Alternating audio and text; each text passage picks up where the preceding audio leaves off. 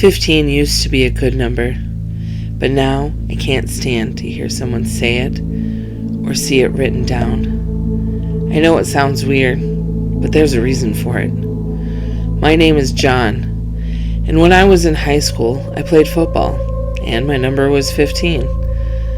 I liked it, but I didn't say it was a lucky number. At least until I met someone. Her name was Mary, and she was the most beautiful girl I've ever met. I met her in our math class when we were put next to each other. She was funny and smart, and we started to become friends throughout our freshman year. She told me her lucky number was 15. Why 15? I asked, tilting my head in confusion. Well, I was born on April 15th at 3:15, which in military time is 15:15. I'm always lucky when that number appears, she explained. It sounded crazy to me, but it was kind of cool how that worked.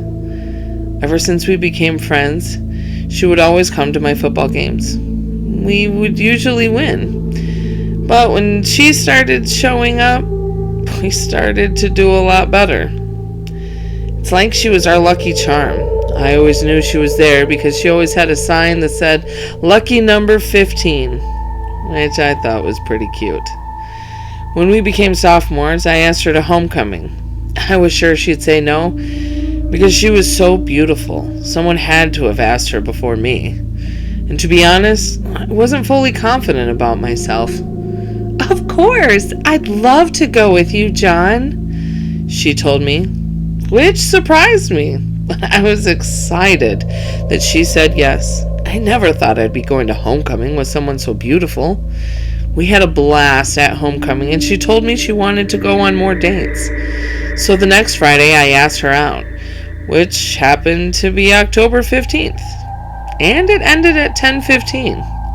I thought it was only a coincidence, but she saw it as lucky. And we had a great time that night. We continued to date throughout high school. We both went to the same college, and I still played football. Mary always had her lucky number 15 sign. It was such a coincidence that I was 15 again. I started to think maybe it was lucky.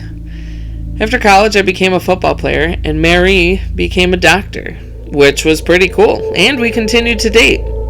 So, on August 15th, I bought a ring and messaged Mary to meet me at the park we usually met at. I waited a little while, and after 5 minutes, I checked my phone, but no reply. It even showed that she hadn't seen it yet. It's 3:09. She's probably about to leave work soon, I thought, knowing her shift was over at 3:15. Coincidence, right? When I checked my phone, it was 3:16. Still no answer. That's weird. I mumbled to myself and tried to call her, but it went straight to voicemail. I was starting to get worried, so I drove over to her house, and I saw her car was still parked in her driveway. I parked my car and used my spare key to go inside. There was no sign of her, and her phone was on the table. I knew something was wrong. She never left her phone at home. Ever. I called some of her friends to see if they knew where she was, but no one did. I even called her mom and dad and brothers, but they hadn't seen her either. I had to call the police and report her missing. The next day, the police started to look for her, and I did as well. I made missing poster flyers and put them all over town, even looking for clues at her house. Only if I became a police officer, because I didn't know what I had to look for. So I knew I had to leave it to the police. 15 years went by and she wasn't found. But I never gave up.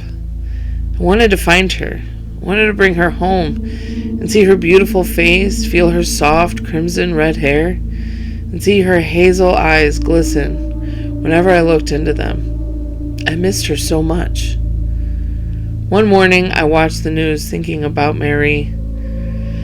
As I was watching, I heard a knock on the door. It was a police officer. "Excuse me, sir, do you know Marie Lyson?" he asked me. I was nervous but nodded. Yes, is she okay?" I asked. The police officer sighed. "I'm sorry, sir.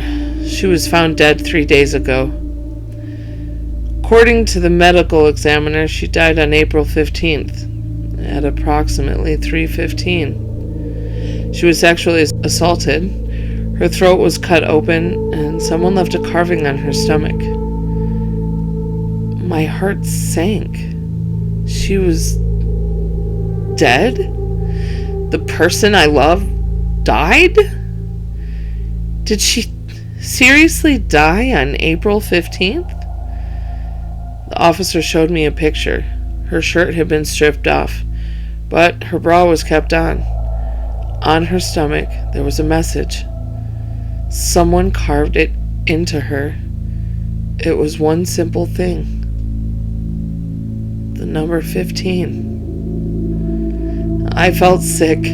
Whoever did this, they wanted me to suffer. "Do you know who would do this, John?" the police officer asked. I shook my head. "No, I don't," I said, being on the verge of crying. "We'll find who did this to her. We're sorry for your loss," the police officer said, and then left. The man wasn't found until 2 years later.